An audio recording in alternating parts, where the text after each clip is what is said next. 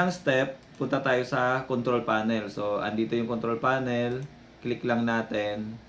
Tapos, network and internet. Network and sharing center. Tapos, click natin yung adapter settings. Okay. Tapos, right click. Or kung gusto niyo makita yung existing IP niya, double click niyo lang. Details.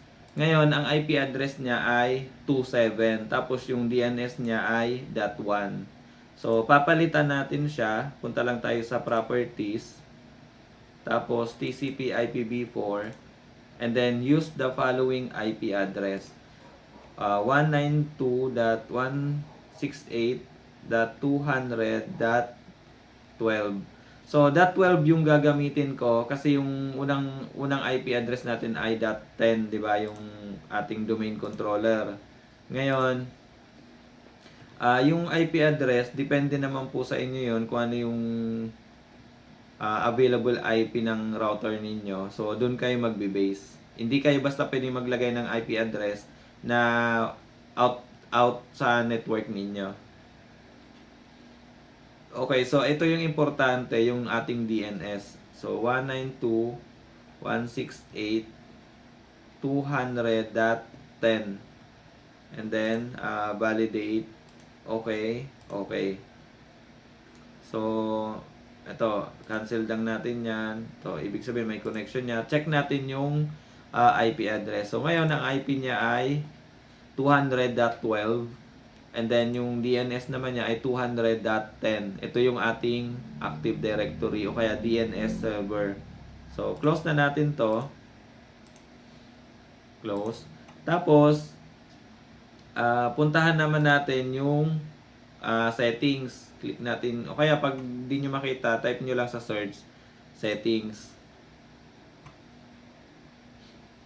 Tapos, drop down natin sa baba. Ito yung about.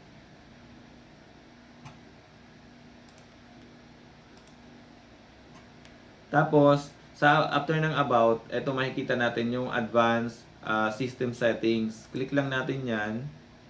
Tapos, lalabas tong system properties. Click mo lang yung computer name. Tapos, sa baba, to rename this computer or change its domain, click mo lang yung change. Tapos, dito sa domain, so ano nga ba yung domain na ilalagay natin? Balik tayo dito sa ating domain controller.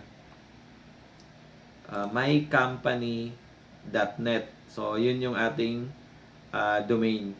Balik tayo dun sa isang server na i-enroll natin. mycompany.net. So, ito dapat sure tayo, mycompany.net. So, ngayon, okay lang natin to. So, masyadong mahaba yung computer name.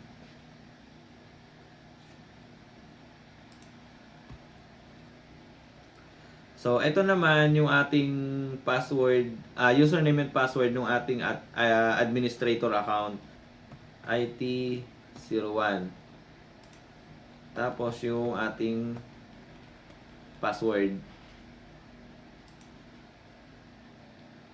So, pag in-okay natin, ayan, welcome to mycompany.net domain. Ibig sabihin, naka-register na o naka-enroll na yung ating bagong server doon sa ating domain.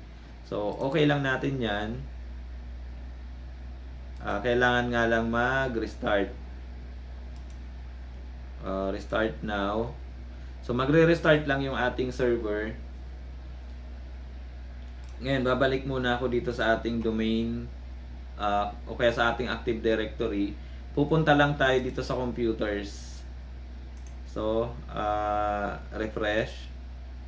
Ngayon, nandito na, naka-enroll na yung ating file server. So, ibig sabihin, makikilala na siya ng ating Active Directory kapag kung ano man yung login na ginawa natin dito, pwede na natin siyang i-login doon sa ating bagong enrolled na server.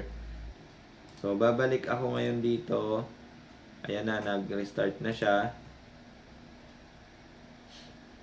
Ayan, so kung mapansin nyo, Eto na siya ngayon. Other user, kung makikita nyo ay mayroon na siyang my company. So, IT01,